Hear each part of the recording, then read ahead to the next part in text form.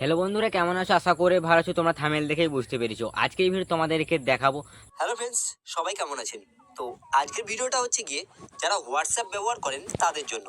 তো যারা হোয়াটসঅ্যাপ ব্যবহার করেন তারা অবশ্যই ভিডিওটিকে দেখবেন। তো হ্যালো ফ্রেন্ডস, আপনারা দেখছেন। তো আজকে এই ভিডিওতে আমরা এটা নিয়ে আলোচনা করবো, তো অবশ্যই ভিডিওটা সম্পূর্ণ দেখার চেষ্টা করবে।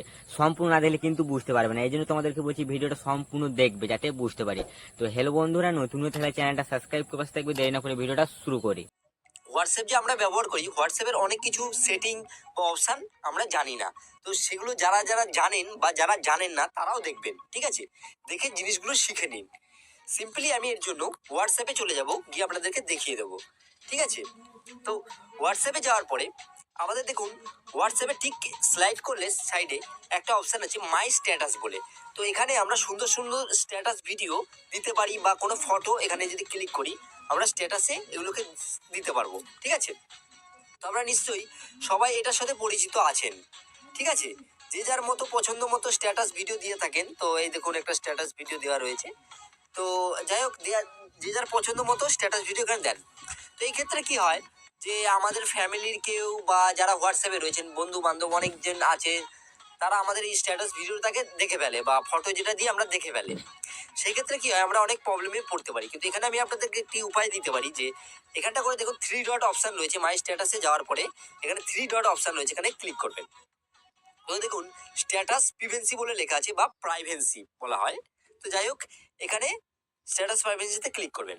তো ক্লিক করার পরে মাই কন্টাক্ট মানে কি, আমার কন্ট্যাক্ট যেসব যেসব ফোন নাম্বারগুলো সেভ করা রয়েছে তাই সেই কন্ট্যাক্টরা আমার স্ট্যাটাস ভিডিও বা যে ফটোটা আমি দেবো সেটাকে দেখতে পাবে। তো এবার আমি যদি মাই কন্ট্যাক্ট একসেপ্ট বলে এটার মধ্যে ডান করি, তো আমি যেই যেই আর কি কন্ট্যাক্ট মানে এখানে যেসব আমার ফ্রেন্ড রয়েছে আমি তাদেরকে যাকে যাকে সিলেক্ট করে নেবো, সে আমার স্ট্যাটাস ভিডিও বা যে ফটোটা আমি দেবো সেটাকে দেখতে পাবে না, ঠিক আছে? তো এটা একটা খুব অ্যাডভান্টেজ একটা ব্যাপার। তো এই ক্ষেত্রে আপনার ফ্যামিলির কেউ বা যাকে আপনি স্ট্যাটাস ভিডিও বা ফটো দেখাতে চান না সেটা সিলেক্ট করে তাকে এখানে আমি সামথিং একজনকে দিয়ে চেক করে দেখাতে পারি। আহ, অনল বলে এই নামটা রয়েছে, একে দিয়ে আমি দেখালাম, দিয়ে আমি রাইটে ক্লিক করে দিলাম, প্লিজ ওয়েট। তো তার সে এরপর থেকে অনল আমার কোনো স্ট্যাটাস ভিডিও বা কোনো ফটো দেখতে পাবে না, ঠিক আছে? এটা আপনারা বুঝতে পেরেছেন, ঠিক আছে? এবার দ্বিতীয় টিপসটার দিকে আমি এগিয়ে যাই। দ্বিতীয় টিপসটার দিকে আমি এগিয়ে যাই। দেখুন এখানে যখন চ্যাটের এখানে অপশানে রয়েছেন, ঠিক আছে?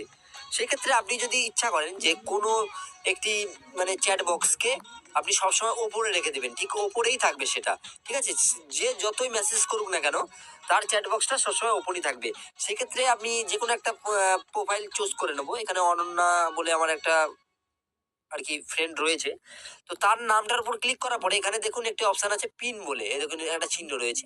তো এই চিহ্নটাতে ক্লিক করে নেবো। ক্লিক করে চ্যাট পিন হয়ে গেল। এরপর থেকে এই চ্যাট বক্সটা সব সময়ের জন্য ওপরেই থাকবে। যে যতই মেসেজ করুক না কেন এই চ্যাট বক্সটা সবসময় ওপরেই থাকবে।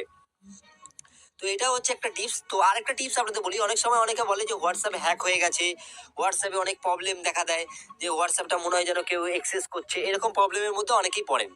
তো সেক্ষেত্রে আপনারা হোয়াটসঅ্যাপের সেটিংয়ে চলে যাবেন। সেটিংয়ে যাওয়ার পরে অ্যাকাউন্ট সেটিংয়ে চলে যাবেন। তো একটি দেখুন 3 নম্বর অপশন রয়েছে টু স্টেপ ভেরিফিকেশন। এটার উপর ক্লিক করবেন, করে ইনেবল বলে যে লেখা আছে ইনেবল এ ক্লিক করবেন। করার পরে যে কোনো একটা পাসওয়ার্ড চুজ করবেন। তো এখানে আমি 1 2 3 4 5 6 দিয়ে দিলাম। 1 2 3 4 5 6 দিয়ে দিলাম। দেওয়ার পরে একটা ইমেল অ্যাড্রেস চাইছে। তো সেই ক্ষেত্রে আমি একটা আমার ইমেল অ্যাড্রেস দিয়ে দেবো, ঠিক আছে? আমি ইমেল অ্যাড্রেসটা দিয়ে নিই, তারপর আপনাদেরকে আমি বুঝিয়ে দিচ্ছি ব্যাপারটা। ইমেল অ্যাড্রেসটা দিয়ে দিলাম, দিয়ে নেক্সটে ক্লিক করলাম। তো কনফার্ম ইওর ইমেল অ্যাড্রেস, আবার ইমেল অ্যাড্রেসটাকে এখানে দিতে বলবে, ঠিক আছে? তো আপনারা দুবার করে ইমেল অ্যাড্রেসটা সেম ইমেল অ্যাড্রেসটা দিয়ে দেবেন, ঠিক আছে? দিয়ে সেভ করলাম।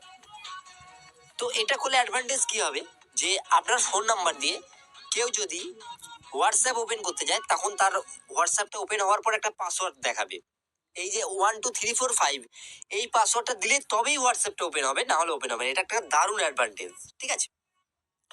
তো আরেকটা আমি জিনিস আপনাকে শিখিয়ে দিই। অনেক সময় দেখা যায় আপনারা কোনো গ্রুপ বা হোয়াটসঅ্যাপের কোনো কন্ট্যাক্টের মধ্যে আপনাকে কোনো ফটো বা ভিডিও বা যেই পাঠানো কেন, সেক্ষেত্রে কি হয়, সেগুলো ডাউনলোড হয়ে যায় অটোমেটিক। তো সেগুলোকে বন্ধ করার জন্য আপনি কি করতে পারেন, data and storage US stores US বলে একটি অপশন আপনি পেয়ে যাবেন, এটা ক্লিক করবেন। তো এই দেখুন মিডিয়া অটো ডাউনলোড। তো আপনি এখানে দেখুন ফটো, অডিও, ভিডিও, ডকুমেন্টস, সেক্ষেত্রে আমি এগুলো অফ করে রেখেছি। আপনারা এগুলোকে যদি সিলেক্ট মানে এই কটা যদি অন করা থাকে, এই ক্ষেত্রে কি হবে, সব কিছু ডাউনলোড হয়ে যাবে। ঠিক আছে, মানে এই কটা অন করে আমি ওকে করে দেব। এরপর থেকে আমাকে কেউ যদি হোয়াটসঅ্যাপে ফটো পাঠায়, যাই পাঠায়, অটোমেটিক ডাউনলোড হয়ে যাবে। ঠিক আছে, আর আমি যদি এগুলোকে অফ করে রেখে দিই, এই ক্ষেত্রে ডাউনলোড হবে না। আমি নিজের ইচ্ছা মতো আমাকে ফটো পাঠানো, আমি যদি ডাউনলোড করি তবে এটা ডাউনলোড হবে। তো আপনারা নিশ্চয়ই বুঝতে পেরেছেন। নেটওয়ার্ক ইউজেস রয়েছে এখানে থেকে, মানে নেটওয়ার্ক ইউজ যেই অপশন রয়েছে এখান থেকে আপনি দেখতে পারবেন যে কতগুলো মেসেজ আপনি পাঠিয়েছেন, কতগুলো মেসেজ আপনার ফোনে এসেছে। ঠিক আছে, কত এমবির ভিডিও কত কি করেছেন, কত এমবি খরচা হয়েছে, পুরো এখানে হিসেব আপনি পেয়ে যাবেন। তো আশা করি আপনারা বন্ধুরা বুঝতে পেরেছেন। তো বন্ধুরা ভিডিওটা ভালো লেগে থাকলে প্লিজ একটা লাইক। এবার আসছি অন্য কোনো ভিডিওতে।